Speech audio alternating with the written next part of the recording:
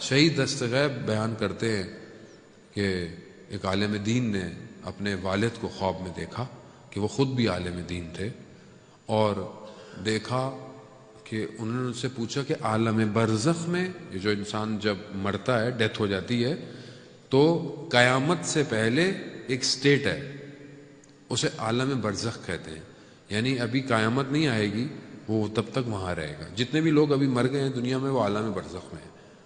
عالم برزخ جو ہے وہ ہم لوگ خود بناتے ہیں اپنا۔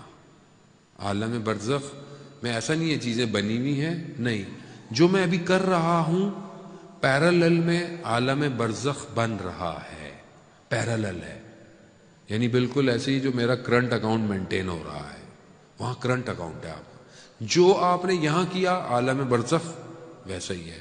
آیت اللہ عظمہ بہجت کے پاس لوگ جاتے ہوئے گھبراتے تھے، کیوں؟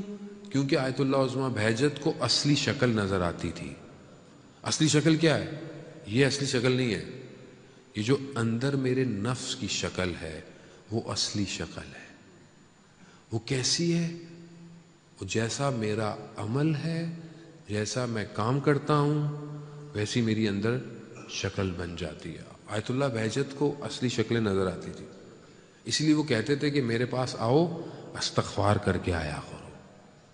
اچھا، ایسا گھبرانا نہیں ہے۔ کچھ لوگ سوال کرتے ہیں ہماری اصلی شکل اللہ تعالیٰ مولانا کو دکھا رہا ہے تو یہ غلط نہیں ہے؟ نہیں، یہ جو اولیاء خدا تھے یہ ہمارے ڈاکٹر تھے روح کے، اور ابھی بھی ہیں، یہ ہمارے روح کے ڈاکٹر ہیں۔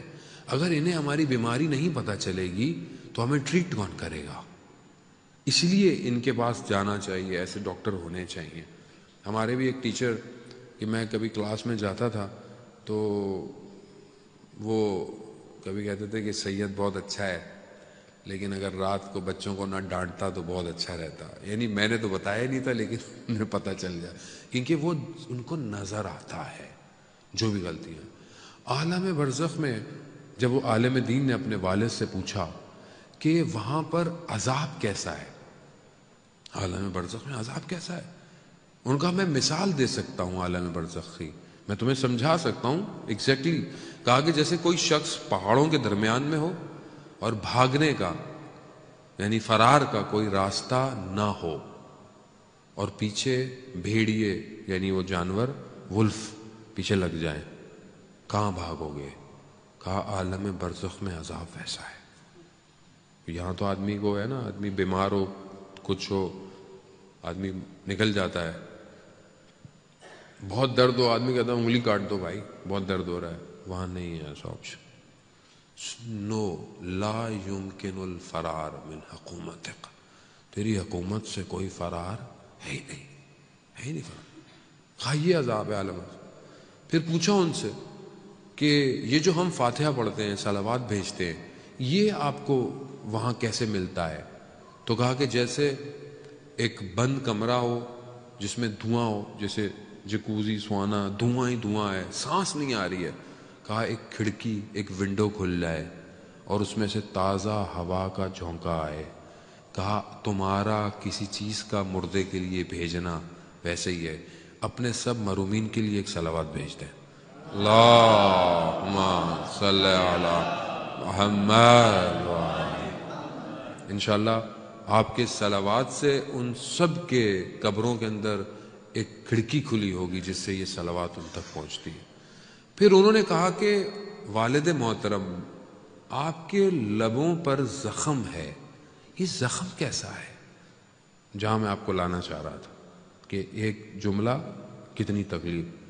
تو وہ کہتے ہیں کہ بیٹا میں آپ کی والدہ کو غلط لفظ سے پھکارتا تھا جس سے ان کو تکلیف ہوتی تھی، لیکن وہ کچھ کہتی نہیں تھی۔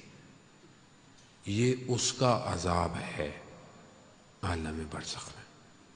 تو کہا بابا میں آپ کے لیے کچھ کر سکتا ہوں؟ کہا جا کر اپنی والدہ سے کہو کہ مجھے معاف کر دے، وہ معاف نہیں کریں گی تو یہ قیامت تک یہ زخم باقی رہے گی۔ تو وہ اپنی والدہ کے پاس آئے، انہوں نے کہا کہ ایسا ایسا ہے، انہوں نے کہا ہاں وہ مجھے کچھ ایسے لفظ سے پکارتے تھے، میں کچھ کہہ نہیں سکتی تھی لیکن مجھے تکلیف ہوتی تھی۔